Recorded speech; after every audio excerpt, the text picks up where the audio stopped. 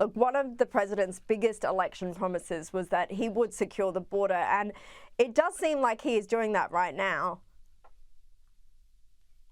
Absolutely. And I think he's going a step further too in delivering on his promise when it comes to the mass deportation effort. They've sealed off the front line of the border, but they've also said that if you came here illegally, there's still going to be consequences with you for you, which I think also has an effect on people trying to come to the country, trying to cross the border. So it's kind of this two-layered approach to solving this crisis and to saying we have zero tolerance, whether you've been here for a couple years, a couple months. We don't want to grant amnesty. We don't want to keep you immune from ICE detention, even if you're in a sanctuary city. And we're seeing that right now in places like Chicago. The Trump administration is going full force on illegal immigration on the front lines of the border and in all 50 states. Well, speaking of Chicago, it is one of the country's biggest cities, and the situation there continues to deteriorate. The Texas National Guard has now been sent in. Jennie, obviously this is being done to quell those anti-ICE protests, but can you elaborate on the situation that's currently going on there? Right. So you had the Trump administration say, we need to send in the troops. We need to send in Texas National Guard, Illinois National Guard to go in to provide protection to our ICE agents, to Border Patrol agents who are on the ground, who are really going out to do the job that, this mass deportation plan is. They're out there despite 1,000% uptick in assaults on agents.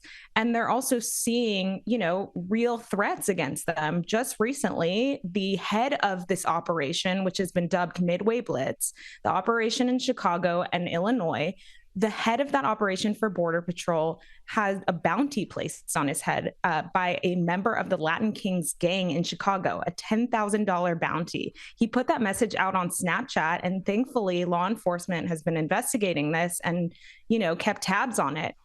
It's the threats that are still emerging that we don't know about that I think the Trump administration is trying to get ahead of, because we've seen things that have turned really deadly and really dangerous for our ICE agents and for Border Patrol agents, including in Dallas, Texas, where an ICE facility was recently the target of a shooting that tragically ended with 2 detainees being killed. Now, the shooter was wanting to target ICE officers in that facility and had noted that in several different pieces of evidence that he left for investigators to find.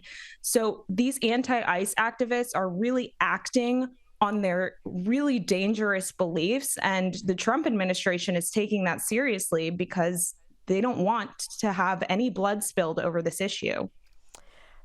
Look, all of this comes after Chicago Mayor Brandon Johnson this week signed executive orders to create ICE-free zones across the sanctuary city. Mayor Johnson said the order was focused on, quote, reining in this out-of-control administration. But Jennie, how is the Trump administration meant to govern when he has one of the biggest cities revolting against him and his agencies? Right. It's incredible that a sanctuary city leader and that sanctuary state leaders are really doubling down on their protection of illegal immigrant criminals. That's really what they're doing here. Mayor Brandon Johnson is creating these no-go zones for ICE, but that really just shields these illegal immigrant criminals further. He's asking even local businesses to participate in this.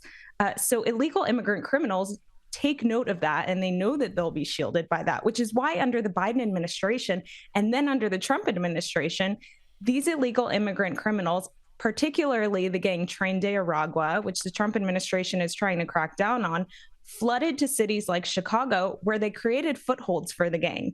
The Trump administration just raided an apartment complex that the gang was said to have operated out of, and that's kind of their MO. We've seen that in the past in places like Aurora, Colorado, and El Paso, Texas, and they shut it down. And that's exactly what needs to be done to counteract these gangs. Now, the mainstream media will paint these stories as something else, and they focus more on these false narratives that children are being zip tied, that US citizens are being arrested for no reason whatsoever.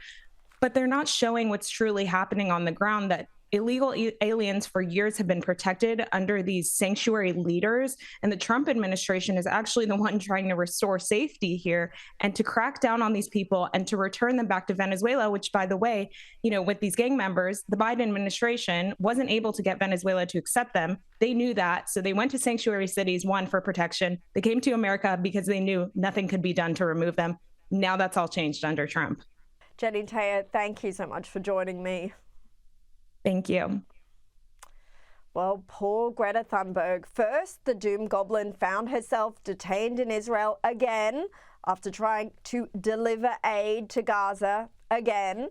Then she gets caught out using a picture of an Israeli hostage, Avatar David, who was starved and held captive by Hamas in its terror tunnels. He still is, for almost 2 years, to illustrate a point she was trying to make about suffering Palestinian prisoners. Well, Donald Trump has now announced that the Swedish activist has anger management issues. And deporting activists that were traveling to Gaza. Today, Greta Thunberg, for instance, also some... Well, she's just a troublemaker, she's no longer into the environment, now she's into this. She's a troublemaker. She has an anger management problem. I think she should see a doctor.